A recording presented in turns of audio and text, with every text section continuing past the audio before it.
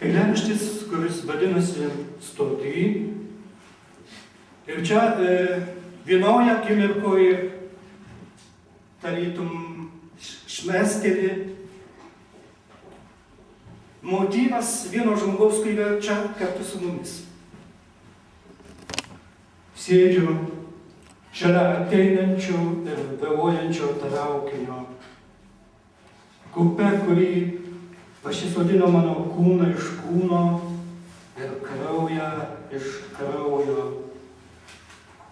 Pasijutau be galo vienišas, likęs be šonkaulio, vienišas be lietaus, vienišas garsiai kalbėdamas apie kaštonus, lyg suglamžytas, pageltęs pernykštis klevo lapas. Spėjau, kad tai kitų metų lapkritis bus taip, kaip daug kartų buvę šalia stovėjimo stoty, pirmos dukros laukimo išnyrančios iš atvertų plačiai akių. Viešpatie, ar bus tuščiam perone tuščia stotis, kur paskutinis pakeleivis lauks tuščių vagonų, kur vienas vienišas plikoj stotį girdžiau, bernas išsiskyręs antra.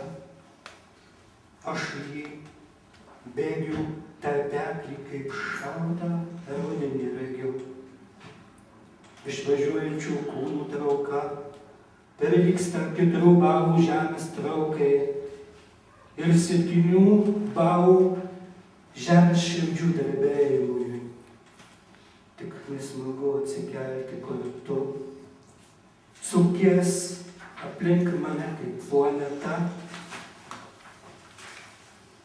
o aš tik palydovas tuščioj stoty, draugų mobilaus skambučio belaukiantis.